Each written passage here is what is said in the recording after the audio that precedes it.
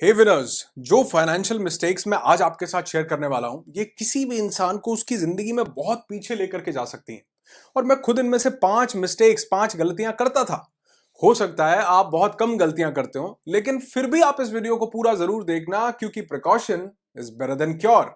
ये वीडियो आपकी लाइफ में, आपकी फाइनेंशियल लाइफ में बहुत ज्यादा विजडम ऐड करने वाला है। So let's get started.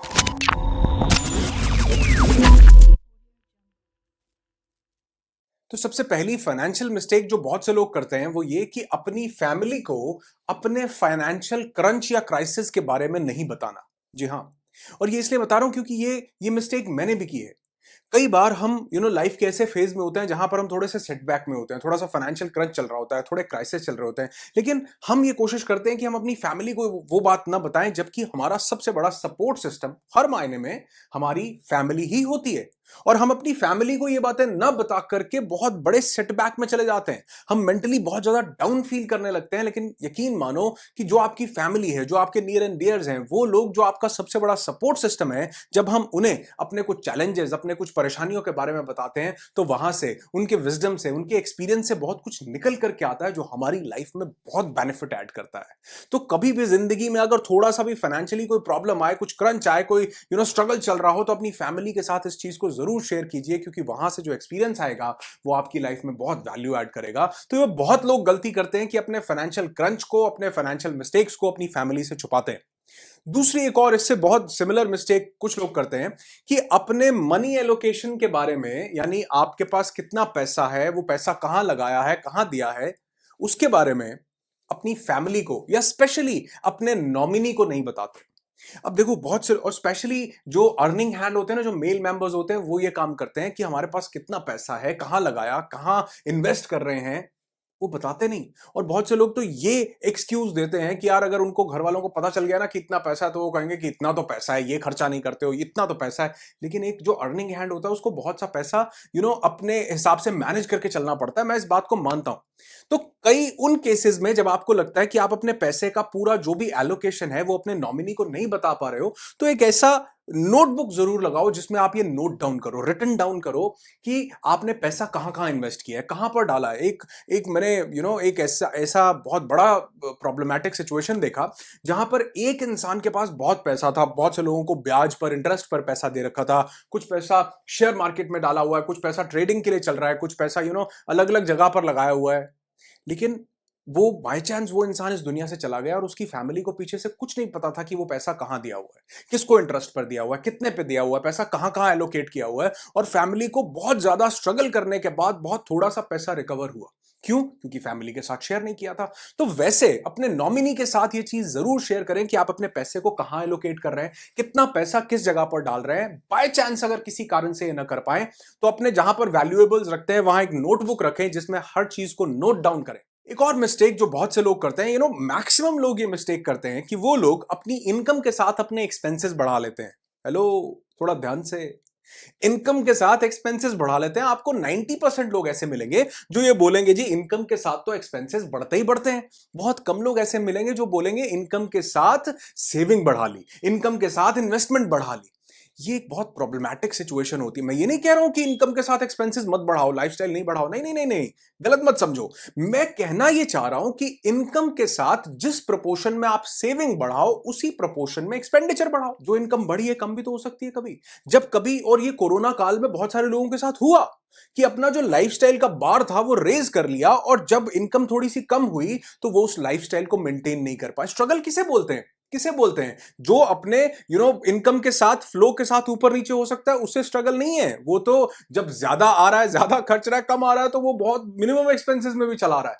जो इंसान अपने लाइफस्टाइल को मेंटेन करना चाहता है, उस अमाउंट पर पहुंच गया।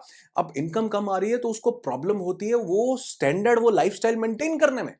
इसलिए मेरा कंसर्न ये नहीं है कि आप अपने एक्सपेंसेस नहीं बढ़ाओ, बढ़ाओ। मेरा कंसर्न ये है कि इनकम बढ़ने के साथ पहले सेविंग बढ़ाओ, उसी प्रोपोर्शन में अपने एक्सपेंसेस भी बढ़ाओ। एक और बहुत बड़ी मिस्टेक है जो ज्यादातर लोग करते हैं, वो मिस्टेक है फेक शो ऑफ। और आपको याद होगा मैंने इस वीडियो में 6 साइंस वाले वीडियो में, बहुत शानदार वीडियो था, अगर आपने नहीं देखा तो जरूर देखिएगा। बहुत से लोगों ने देखकर बहुत खूबसूरत रिस्पांस इस वीडियो पर दिया है कि बहुत से लोग फेक शो ऑफ करते हैं, अमीर होते नहीं, अमीर दिखाने की कोशिश करते हैं। और यकीन मानना ये सबसे बड़ी वो गलती है जो इंसान को ब्रोक कर देती है, जो इंसान को तोड़ देती है और ज्यादा फाइनेंशियल क्रंच में फंसा करके रख देती है। कि अमीर दिखाने का मतलब क्या है कि हम किसी चीज को कई बार अफोर्ड नहीं कर सकते, लेकिन शो ऑफ करने के चक्कर में, सोसाइटी को बताने के चक्कर में, दिखाने के चक्कर में हम उसे बाय कर लेते हैं ईएमआईज पर, लोन्स पर। और हमें जो हमारा पैसा जो अपनी फाइनेंशियल बिल्डिंग क्रिएट करने में जाना चाहिए था, अगर आप इस फाइनेंशियल सीरीज को फॉलो कर रहे हैं तो आपको याद होगा हमने इन वीडियोस में कुछ फाइनेंशियल बिल्डिंग्स क्रिएट की जो हमें फाइनेंशियल स्टेबिलिटी, सेफ्टी और सिक्योरिटी देती हैं। उनको क्रिएट करने की जगह हमने फेक शो ऑफ में पैसा लगाया। शो ऑफ करके कुछ नहीं मिलता। वो लोग जिनको दिखाना है वो देख के जलते ही हैं और आपका भी पैसा चला जाता है। तो यकीन मानो, fake show off is the worst thing. सबसे बुरी चीज जो किसी इंसान की फाइनेंशियल लाइफ में हो सकती है वो है फेक शो ऑफ। तो जिंदगी में ये गलती कभी नहीं करनी है। अच्छा, एक और मैंने देखा है बहुत से लोग ये गलती करते हैं, वो बोलते हैं कि पैसा आएगा तो इन्वेस्ट करूंगा। ये एक बहुत बड़ी गलती है।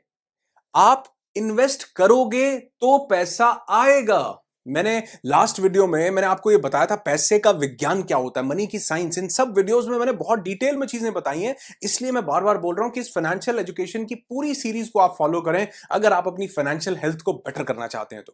देखो, जो मैंने बोला था, पैसा जो मनी है, मनी इज अ मैग्नीफायर।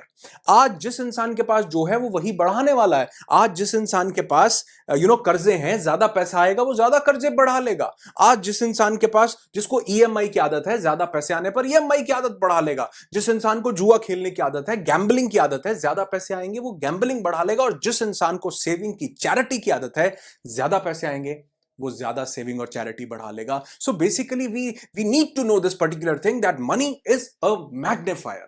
पैसा सिर्फ मैग्नीफाई करता है, बढ़ा देता है। तो अगर आज आप सेविंग की आदत नहीं डालते हो, देखो, इन्वेस्ट की आदत नहीं डालते हो, मैंने बोला ना, बहुत से लोग बोलते हैं पैसा आएगा तो इन्वेस्ट करेंगे। नहीं, आज ऐसे ऐसे एसआईपीज अवेलेबल हैं कि आप 50 रुपए, 100 रुपए से इन्वेस्टमेंट शुरू कर सकते हो।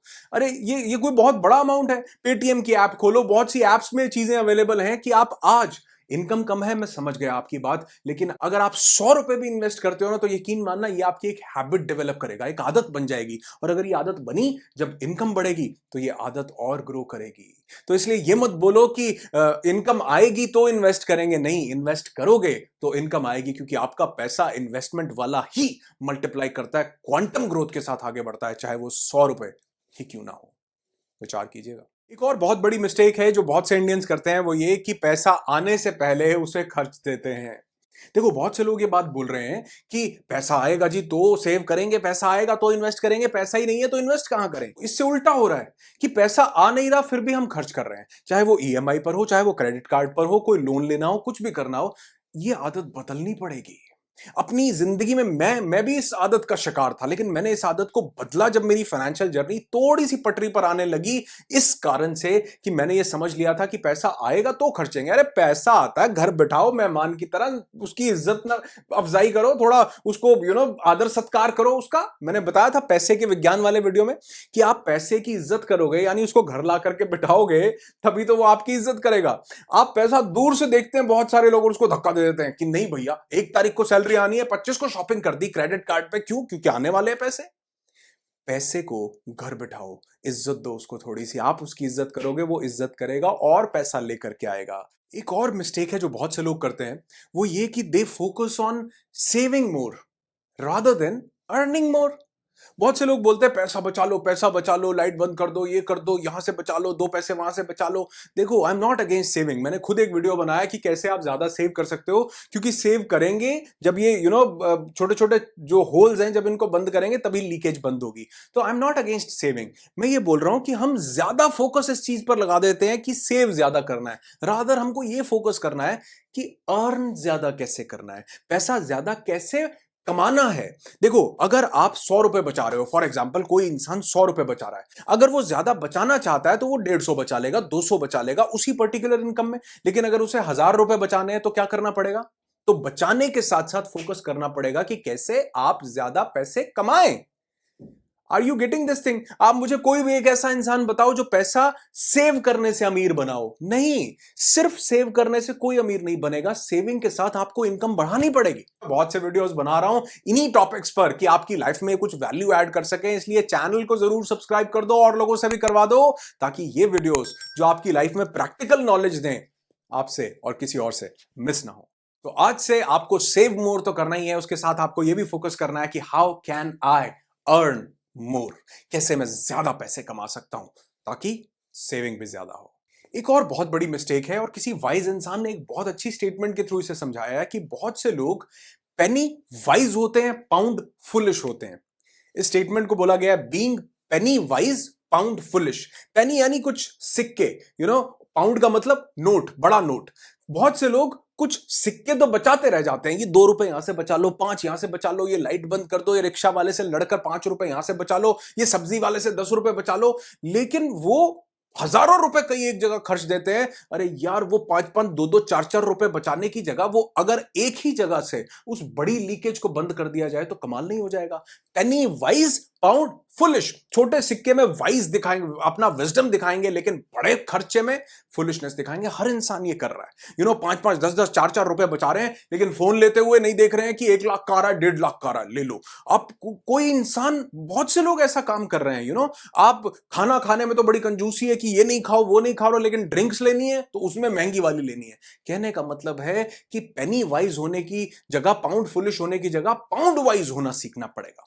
ये जो कोई बहुत बड़ा खर्चा हम करते हैं, जहां पर हम बिना सोचे समझे अपनी वांट्स को सेटिस्फाई करने के लिए कई बार वो खर्चा कर देते हैं, तो हमें उस चीज पर फोकस करनी पड़ेगी कि कैसे पेनी वाइज हो। एक अच्छी बात है, लेकिन पेनी वाइज होने से छोटी छोटी कंजूसियां दिखती है, इंसान माइजर बन जाता है। पेनी वाइज होने के साथ साथ हो जाओ, कोई बात नहीं, लेकिन पाउंड फुलिश मत हो। यानी जो बड़ा अमाउंट है उसको बड़े क्लोजली ऑब्जर्व करो। बहुत से लोग ये बोलते रहते हैं, इन्फ्लेशन का रोना रोते रहते हैं कि यार इन्फ्लेशन बहुत है, बैंक में रखी एफडी जो है उसका 5%, 4% ब्याज नहीं आता। वो पूरे पैसे पर 1-2% के ब्याज के लिए सारी उम्र रोते रहेंगे, लेकिन वो 1.5 लाख का फोन खरीदने में 1 मिनट नहीं लगाते, जो उनकी नीड नहीं है, उनकी वांट है। यकीन मानो, वो जो 2-4-5% दिख रहा है, इन्फ्लेशन इन्फ्लेशन पता नहीं क्या क्या टर्म्स याद कर रही हैं, लेकिन वो एक फोन लेकर के पिछले 100 सालों की इन्फ्लेशन को मार देते हैं। 100 सालों की इन्फ्लेशन को। समझ आ रहा है?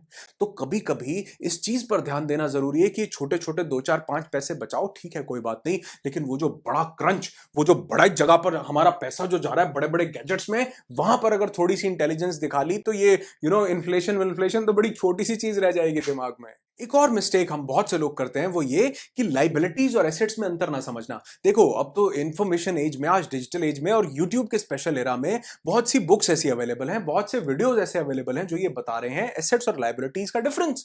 कि एक्चुअल में एसेट्स और लाइबिलिटीज वो नहीं है जो हमें स्कूल, कॉलेज या कॉमर्स की किसी क्लास में पढ़ाई जाती हैं।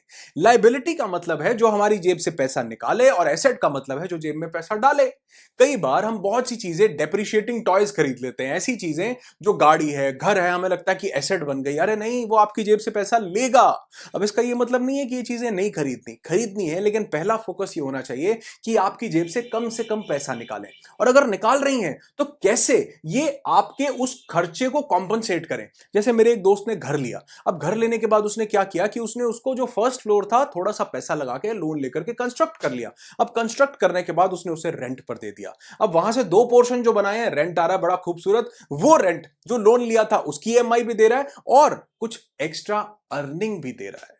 तो वो एसेट हुई, आपकी जेब में पैसा डाल रहा है। नहीं, घर लेने से इनकम बढ़ी है, खर्चा कुछ नहीं हुआ है। और थोड़े टाइम के बाद जब वो लोन फ्री हो जाएगा तो वो जो पैसा आ रहा है, जो हर साल 10% का इंक्रीमेंट भी लेगा, वो पैसा एक बड़ी इनकम देगा। तो एसेट का मतलब है वो चीज जो आपकी जेब में पैसा डालती है, न कि आपकी जेब से पैसा निकाल लेती है। लास्ट और एक बहुत बड़ी मिस्टेक जो हम करते हैं वो है, हमें कई बार लगता है कि यार मैं ना रह जाऊं, दूसरे लोग ट्रेन पर चढ़ गए, मैं रह गया। जब हम किसी को शेयर खरीदता देखते हैं कि यार इसने तो मारुति का शेयर खरीद लिया, इसने इंडियन ऑयल खरीद लिया, इसने एचडीएफसी बैंक खरीद लिया, और जब वो आकर हमें बताता यार खरीदा था, अब उसमें 20% का रिटर्न आ रहा है, हमें लगता है मैं रह गया, अब मुझे भी वो खरीदना चाहिए। और ये वैसे थोड़ी सी अच्छी बात भी है अगर कोई ऐसा ऑप्शन हमें मिले कि जिससे हमारा पैसा बढ़े, लेकिन ज्यादातर लोग इसका उल्टा कर रहे हैं।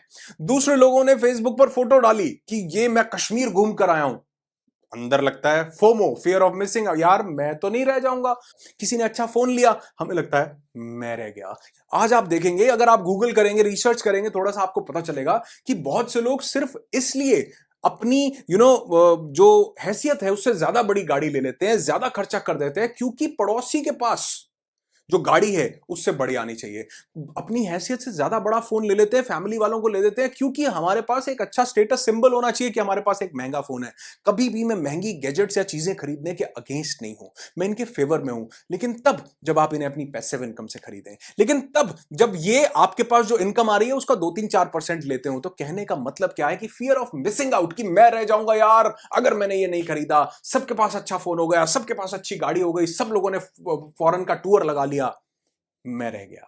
तो अगर ये फीलिंग आती है तो यकीन मानना ये एक फीलिंग नहीं है, ये बहुत बड़ा डिजास्टर है, ये एक मिस्टेक है जो बहुत से लोग कर रहे हैं, मैं रह गया। और अब मैं ये उम्मीद करता हूं कि इनमें से आप कोई मिस्टेक नहीं करेंगे। जितनी मिस्टेक्स मैंने बताई हैं, एक भी मिस्टेक आप अपनी जिंदगी में नहीं करेंगे, क्योंकि ये सब चीजें जो मैं वीडियोस आपके लिए बनाता हूं, आप इन्हें सिर्फ सुनते नहीं हैं, बल्कि आप इन्हें अपनी जिंदगी में उतारते हैं, फॉलो करते हैं। और इस चीज का आपके कमेंट से मुझे पता चलता रहता है। वीडियो अगर अच्छा लगे तो लाइक जरूर करके बताना। और आज आप सबको पॉजिटिव वाइब्स देने के लिए मेरे साथ हैं गौरांग मोदी, जो विश करेंगे ये एंड ग्रीटिंग मेरे साथ कि आपकी जिंदगी खुशियों से भरी हो। I wish you lots and lots of peace, tons of happiness and bundles of success in your life. Gaurang बोलेंगे मेरे साथ, be Be happy, happy, be be alive. Alive.